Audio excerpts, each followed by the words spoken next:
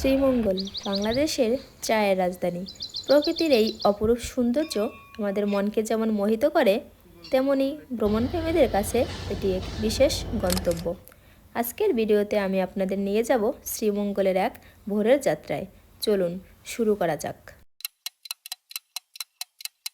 আমাদের যাত্রা শুরু হয় খুব ভোরে শ্রীমঙ্গলের ট্রেন স্টেশনে।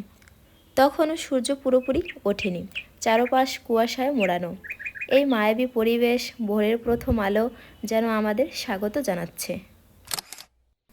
স্টেশন থেকে বেরিয়েই দেখতে পাই সবুজের রাজ্য। দুপাশে চা বাগানের অসাধারণ সৌন্দর্য, বাতাসে ভেসে আসা চায়ের পাতার হালকা সুবাস যেন প্রকৃতির এক উপহার।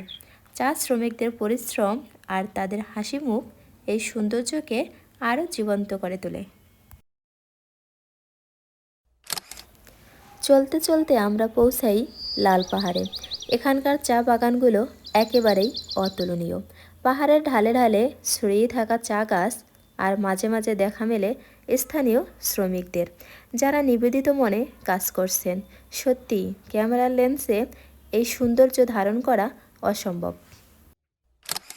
লাল পাহাড়ের চূড়ায় দাঁড়িয়ে চারপাশের যে দৃশ্য দেখা যায় তা ভাষায় প্রকাশ করা কঠিন। সবুজ চা বাগানের ঢেউ, নীল আকাশ আর দূর থেকে দেখা মেঘের স্পর্শ, এই সব মিলিয়ে লাল পাহাড়ের প্রকৃতি যেন মনের গভীরে এক অবর্ণীয় স্মৃতি রেখে যায়। রাস্তার দুপাশে সবুজ চা বাগানের সারি, শীতল বাতাস আর গাছের পাতার দোলায় মনে হয় প্রকৃতি যেন প্রাণ ফিরে পেয়েছে। লাল পাহাড়ের উপরে উঠে আমরা দেখতে পাই শত বছরের পুরানো দক্ষিণা কালী মন্দির। ইতিহাস আর আধ্যাত্মিকতার এক অপূর্ব মিশ্রণ এটি। পাশেই রয়েছে আরেকটি পুরানো শিব মন্দির, যার প্রতিটি ধাপে ছড়িয়ে আছে ঐতিহ্যের স্পর্শ। প্রকৃতির সৌন্দর্য, ইতিহাস আর ঐতিহ্যের এক অপূর্ব সংমিশ্রণ এই লাল পাহাড়। আপনারা যদি কখনো সময় পান তবে অবশ্যই এই চায়ের রাজ্যে একবার আসবেন। এটাই ছিল আমাদের শ্রীমঙ্গল ব্লগের প্রথম পর্ব। আজ এ পর্যন্তই।